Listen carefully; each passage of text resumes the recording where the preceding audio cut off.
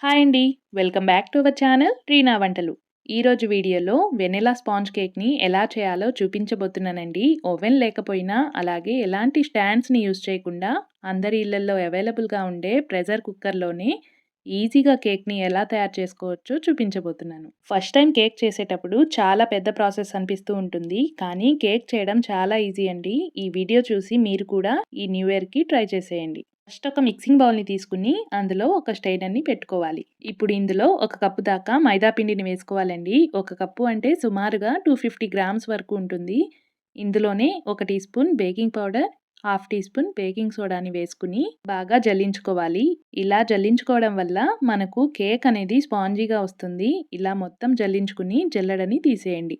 తర్వాత ఒక విస్కర్‌ని తీసుకుని ఈ పౌడర్స్ మొత్తం బాగా కలిసేంత వరకు కలుపుకోవాలండి. ఇందులో మనం మైదా పిండిని వేసాం కదా! మైదా పిండికి బదులు కాస్త హెల్తీగా కావాలి అనుకుంటే ఆ ప్లేస్‌లో గోధుమ పిండినైనా యాడ్ చేసుకోవచ్చు. ఇలా మొత్తం కలుపుకొని పక్కన పెట్టుకోవాలి. తర్వాత ఒక మిక్సీ జార్‌ని తీసుకుని ముప్పావు కప్పు చక్కెరని వేసుకోవాలండి. మీరు స్వీట్ కొంచెం ఎక్కువ తినేవాళ్ళైతే ఒక కప్పు మైదా పిండికి ఒక కప్పు చక్కెర అయితే వేసుకోండి. దీన్ని ఫైన్ పౌడర్ లాగా గ్రైండ్ చేసుకోవాలి. ఆ తర్వాత ఇందులోనే 3 ఎగ్స్‌ని వేసుకోవాలండి. ఇందులో ముప్పావు కప్పు ఆయిల్‌ని వేసుకోవాలి.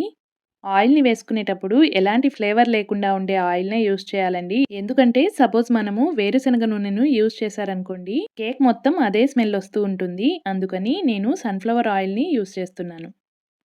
తర్వాత ఒక టేబుల్ స్పూన్ వెనిల్లా ఎసెన్స్‌ని వేసుకుని వీటన్నిటిని గ్రైండ్ చేసుకోవాలి. ఇలా స్పాంజీగా వచ్చేంత వరకు గ్రైండ్ చేసుకోవాలండి.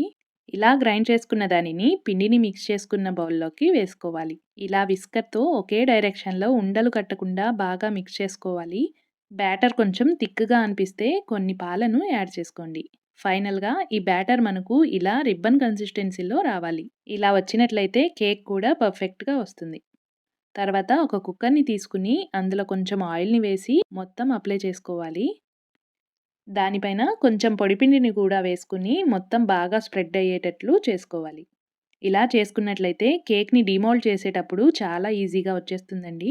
మీ దగ్గర బటర్ పేపర్ ఉన్నా దానిని కూడా యూజ్ చేసుకోవచ్చు. ఇప్పుడు మనం ప్రిపేర్ చేసుకున్న కేక్ బ్యాటర్‌ని మొత్తాన్ని ఇందులోకి ట్రాన్స్‌ఫర్ చేసేయండి. ఇందులో ఎయిర్ బబుల్స్ ఏమీ లేకుండా ఒకసారి ట్యాప్ చేసి ఒక టూత్ పిక్‌ని తీసుకొని ఇలా వీడియోలో చూపించే విధంగా గాని చేశారంటే లోపల ఏవైనా ఎయిర్ బబుల్స్ ఉన్నా కూడా అవి కూడా సెట్ అయిపోతాయి. తర్వాత కుక్కర్ మూతను పెట్టేయండి. మూతను పెట్టేటప్పుడు పైన విజిల్‌ని తీసేసి మాత్రమే పెట్టాలండి. తర్వాత స్టవ్ ఆన్ చేసుకుని ఒక ప్యాన్‌ని పెట్టుకుని ముందు ఒక 5 నిమిషాలు ప్రీహీట్ చేసుకోవాలి. ఆ తర్వాత కుక్కర్‌ని దీనిపైన పెట్టి 40 నిమిషాలు లో ఫ్లేమ్‌లో బేక్ చేసుకోవాలి. ఆ తర్వాత మూతను తీసి చాకుతో కానీ, టూత్ పిక్‌తో కానీ గుచ్చితే ఏమీ అంటుకోకుండా వచ్చినట్లయితే కేక్ పర్ఫెక్ట్‌గా కుక్ అయిందని అర్థం. లేదా కొంచెం ఏదైనా తడి గాని అనిపిస్తే మళ్ళీ ఇంకో ఒక 10 నిమిషాలు కుక్ అవ్వనివ్వండి. అంతేనండి. కేక్ చేయడం చాలా ఈజీ. చూసారు కదా ఎంత బాగా పొంగిందో. దీనిని ఒక చాకుతో సైడ్స్ మొత్తం ఇలా వీడియోలో చూపించే విధంగా కొంచెం ఫ్రీ చేసుకోవాలి. ఆ తర్వాత ఒక ప్లేట్‌లోకి డీమోల్డ్ చేసుకోవాలి. చూసారు కదా! చాలా పర్ఫెక్ట్‌గా కేక్ అయితే రెడీ అయిపోయింది. ఈ కేక్‌ని చూస్తేనే మీకు అర్థమైపోయి ఉంటుంది ఎంత పర్ఫెక్ట్‌గా వచ్చిందో. చాలా స్పాంజీగా అయితే వచ్చింది. దీనిపైన మీరు కావాలంటే చెర్రీస్‌ని కానీ, డ్రై ఫ్రూట్స్‌ని కానీ బేక్ చేసేటప్పుడు గనక వేసుకుంటే చూడ్డానికి చాలా బావుంటుంది. ఇలా స్పాంజ్ కేక్‌ని గనక మీరు ప్రిపేర్ చేసుకుంటే మీకు నచ్చినట్లుగా పైన డెకరేట్ చేసుకోవచ్చు. ఎలాగో న్యూ ఇయర్ వచ్చేస్తుంది కదా! ఈ వీడియో చూసి ఈ రెసిపీని మీరు కూడా ట్రై చేసేయండి. ఈ వీడియో గనక మీకు నచ్చినట్లయితే లైక్ చేసి, సబ్స్క్రైబ్ చేసి మీ ఫ్రెండ్స్‌కి, రిలేటివ్స్‌కి షేర్ చేయండి. Thank you for watching Reena వంటలు.